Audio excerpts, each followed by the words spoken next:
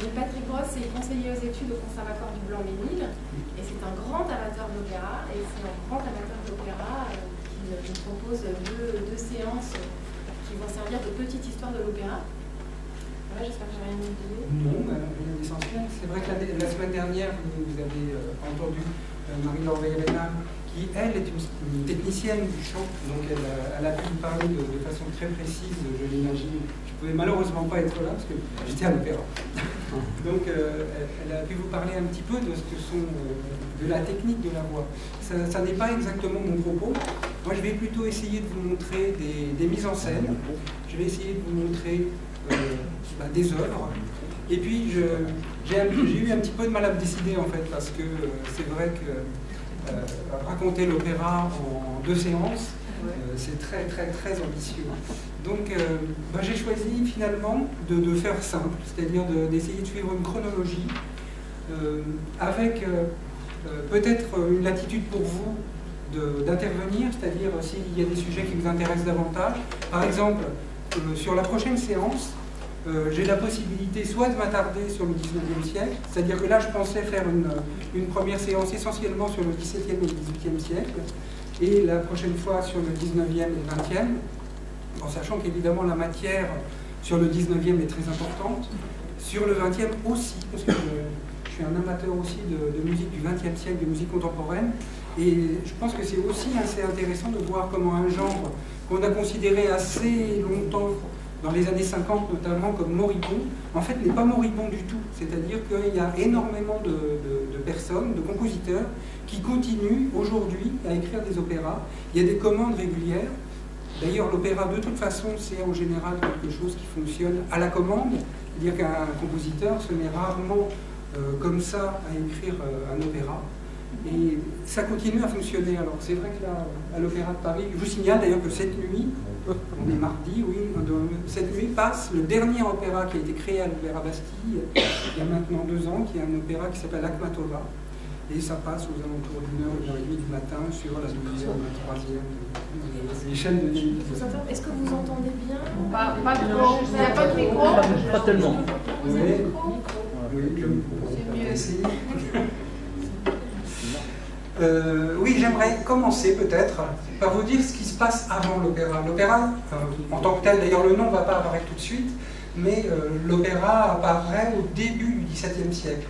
Ça m'intéresse de vous dire un petit peu comment a évolué la musique vocale européenne entre, je sais pas, le 9e siècle et le XVIIe siècle. Il se trouve qu'à cette époque-là, on a une perception de la musique qui n'est pas la même perception que celle qu'on a aujourd'hui. C'est-à-dire que, à l'origine de la musique européenne, il y a ce qu'on appelle le chant grégorien, de la musique savante, hein, je parle. Le chant grégorien, c'est une musique monodique, c'est-à-dire on chante une mélodie à la fois. Il y a beaucoup de régions du monde où on continue à faire de la musique monodique, par exemple au Moyen-Orient. C'est toujours une façon de penser la musique à une voix qui est seule. Assez rapidement, autour du XIIe siècle, apparaît ce qu'on appelle la polyphonie. C'est-à-dire qu'on prend une mélodie grégorienne, par exemple, et qu'on rajoute par-dessus une autre mélodie. Et pendant très longtemps, la musique chantée va être une superposition de couches. C'est-à-dire qu'en arrivant au XIVe siècle, par exemple, on peut avoir une mélodie grégorienne, une chanson, disons, religieuse, une chanson tout à fait païenne, et tout ça superposé. Ce qui fait que, en fait, la pensée musicale jusqu'au XVIIe siècle est une pensée essentiellement où on superpose des choses. Alors qu'aujourd'hui, vous allez voir qu'on va passer à une autre chose, qui est une musique où on pense la musique de façon verticale. Alors, je pense que la meilleure façon de faire comprendre ça, le premier opéra que je vais vous montrer, c'est un extrait d'un opéra de Monteverdi qui s'appelle l'Orfeo. Ça n'est pas vraiment le premier opéra, mais c'est le premier qui compte, on va dire. Mais je voudrais, avant ça, vous faire écouter ce que Monteverdi faisait au début de sa carrière. Il écrivait ce qu'on appelle des madrigaux. Un madrigal, c'est une pièce vocale à 5 voix. En tout cas, ce que je vais vous faire entendre maintenant, c'est un madrigal du 2e livre. Donc, ça n'est pas du tout encore de l'opéra, mais ça va vous faire entendre à quoi correspond ce que je viens de décrire.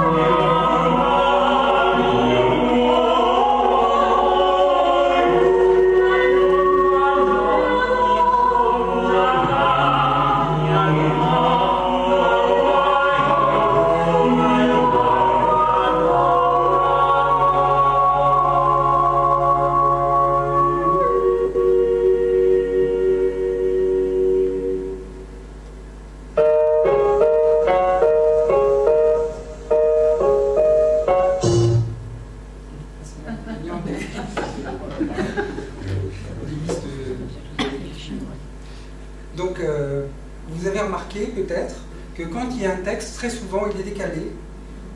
Donc la compréhension du texte est relativement compliquée, si on voulait essayer de comprendre ce que chantent les chanteurs, pour autant qu'on comprenne l'italien en l'occurrence. Autre chose, donc je vais vous demander de garder ça en mémoire. Autre chose, il se passe à la fin du XVIe siècle un phénomène.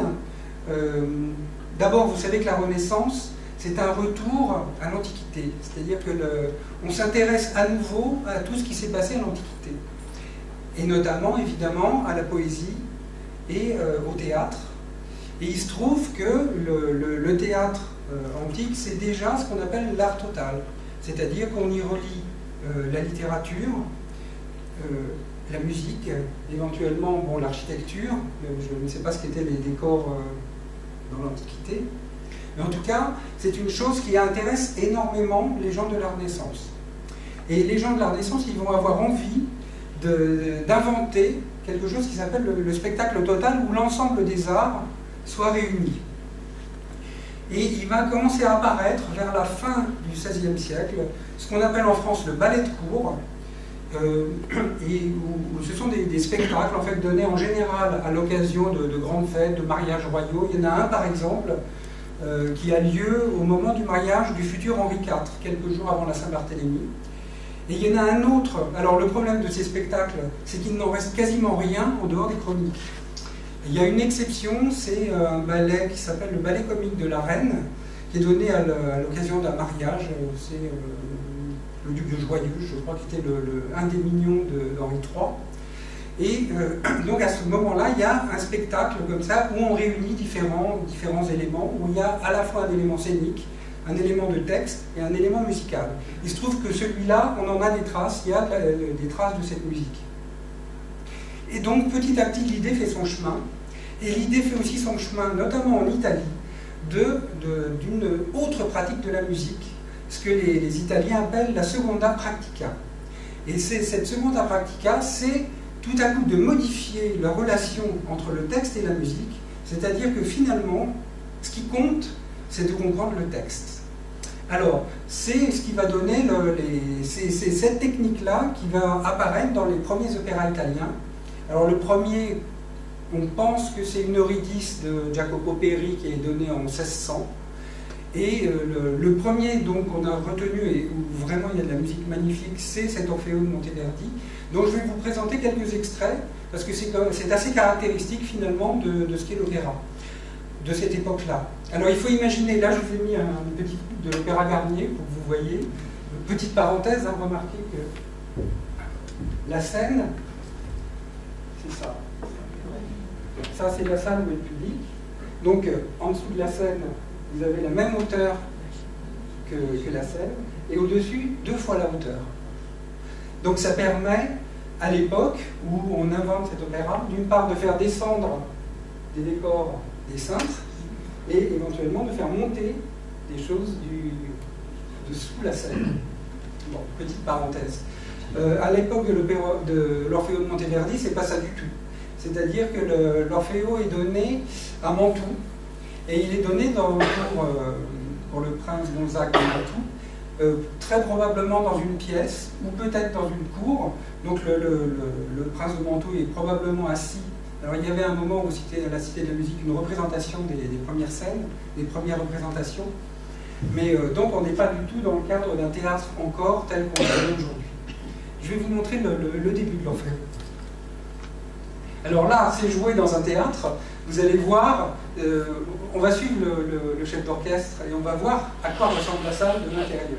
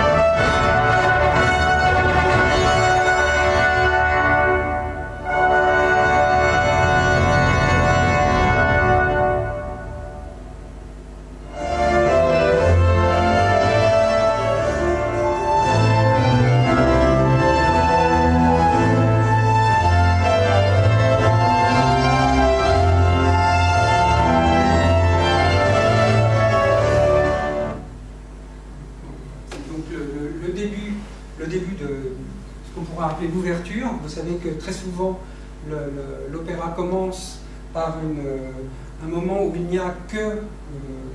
enfin, il n'y a pas de chant encore.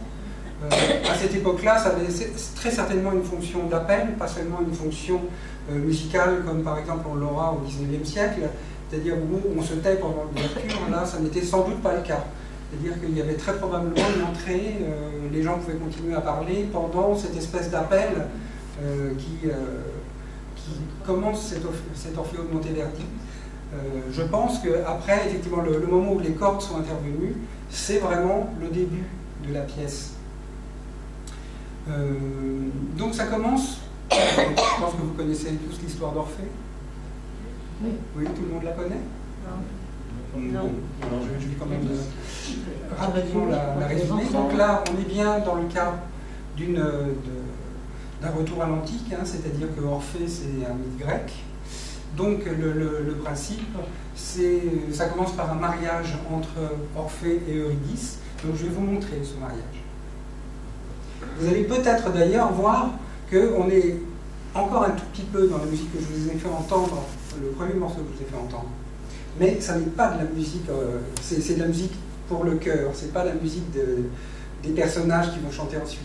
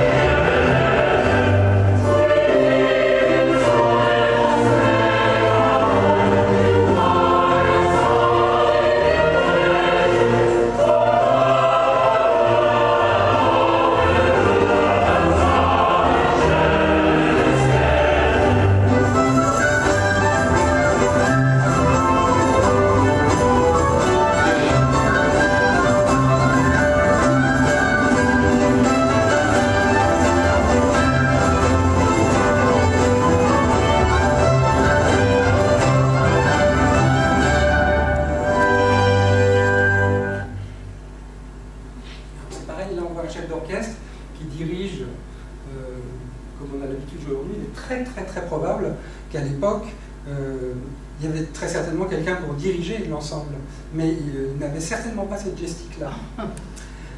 Je vais continuer donc dans cette histoire, je vais la raconter, cette histoire d'Orphée. Le problème d'Orphée et d'Eurydice, c'est que pendant la noce, Eurydice est piquée par un serpent et donc elle meurt. Donc je vais vous présenter le moment où la messagère vient annoncer au cœur de la fête à Orphée la mort de sa femme. Et là, vous allez voir que la façon de chanter a complètement changé. Hey!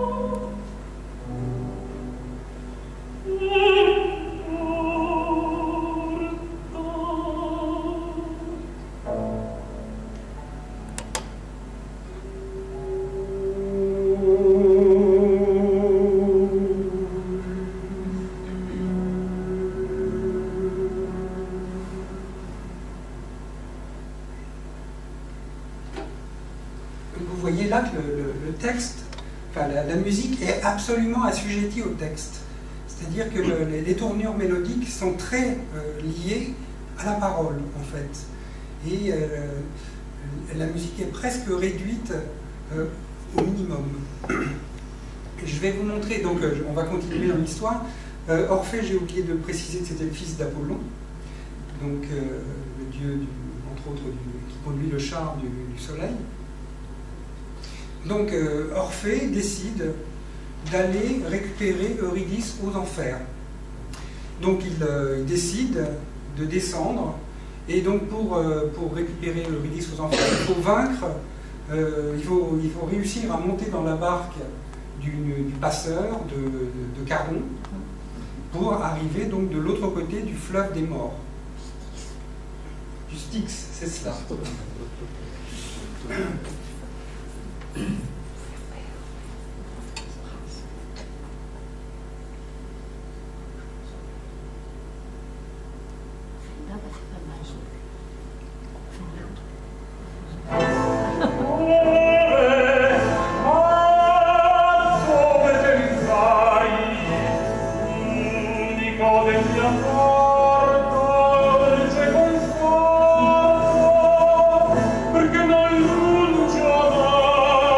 Ici, Orphée est guidé par l'espérance.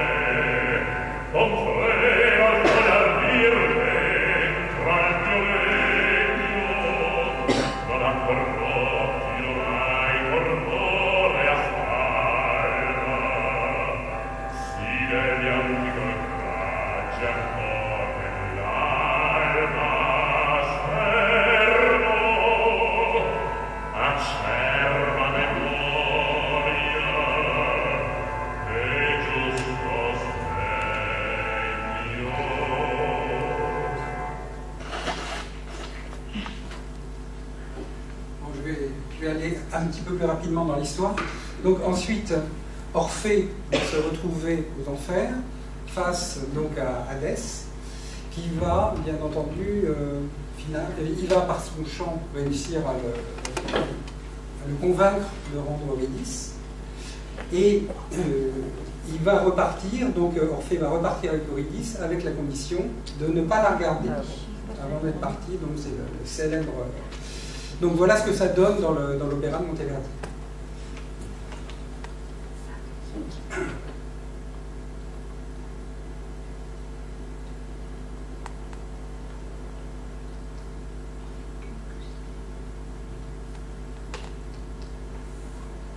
Forse l'invidia punte dedica l'averno, perché non sia qua giù felice appieno, mi tolgo dal mirarvi luci beati e liete, che sul tuo sguardo altrui beato potete.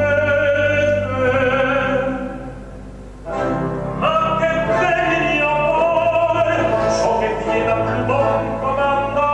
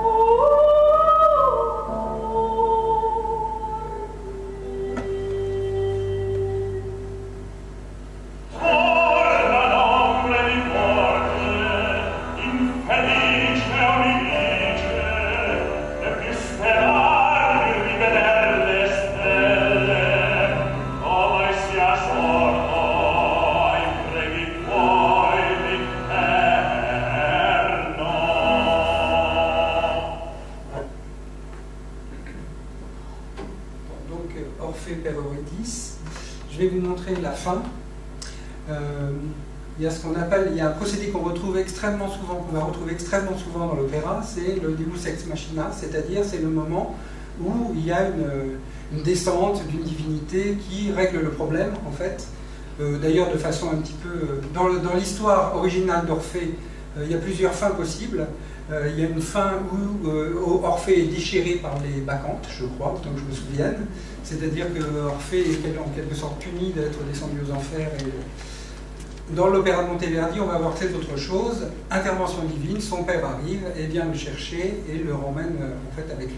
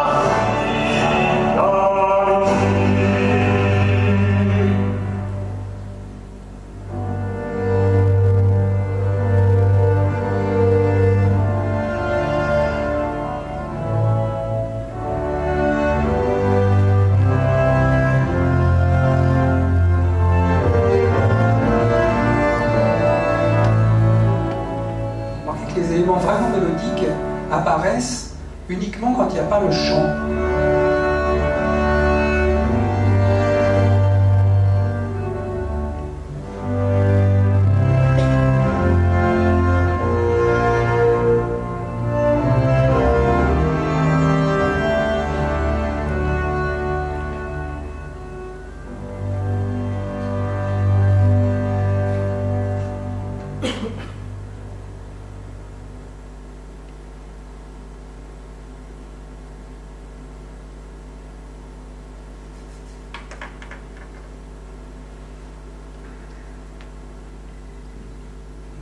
Il va y avoir, commencer à avoir des choix difficiles à faire.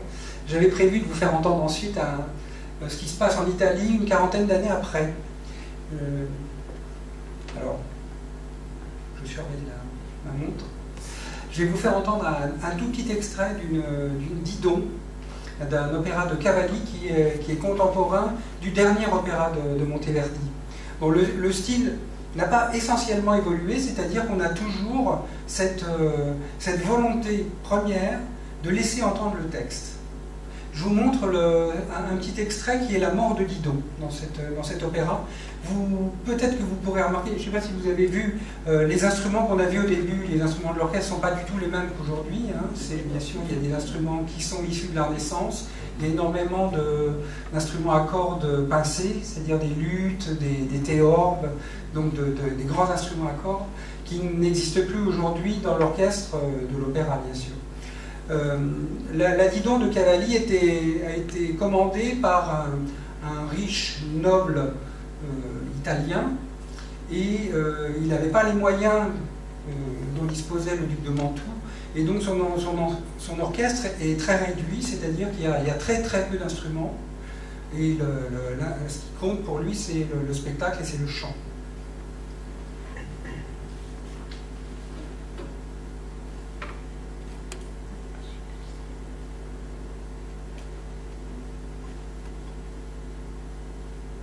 Donc c'est le moment de la mort de Didon. Ce qui pourrait être la mort de Didon.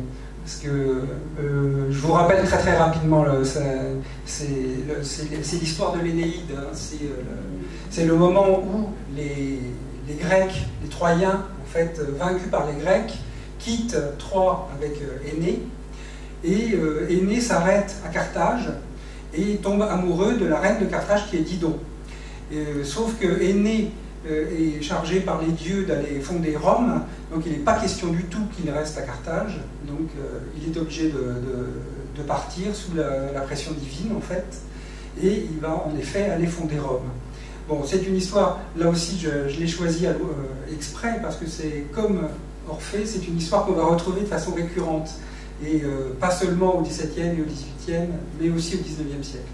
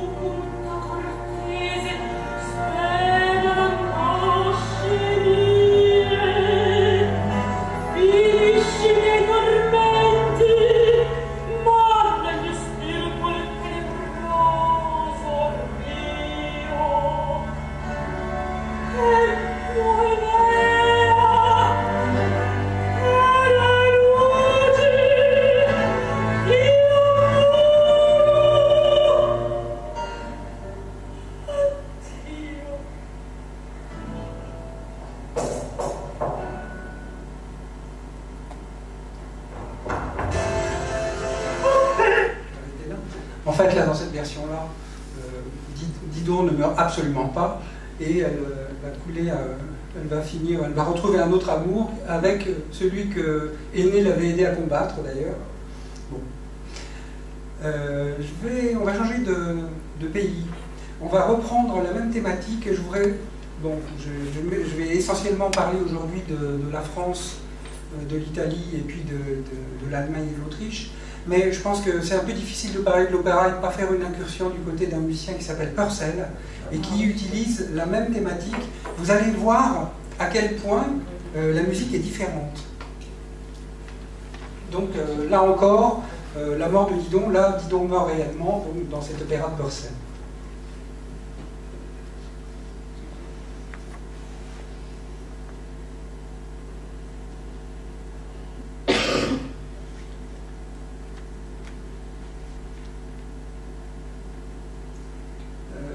Un petit mot sur la mise en scène. Vous avez vu que dans celle qu'on vient de voir, il y a tout à coup, la première mise en scène était relativement, je dirais, classique. Dans celle qu'on vient de voir, il y avait déjà des éléments un petit peu modernes, avec apparition d'échafaudages métalliques, etc. Là, on a un autre type de mise en scène, c'est une mise en scène de danseur. C'est un chorégraphe qui a fait la mise en scène. Un chorégraphe, d'ailleurs, qui était invité à Avignon il y a 2 ans, je crois. Vous trouvez son nom? Je vous le dirai après, je vous montre.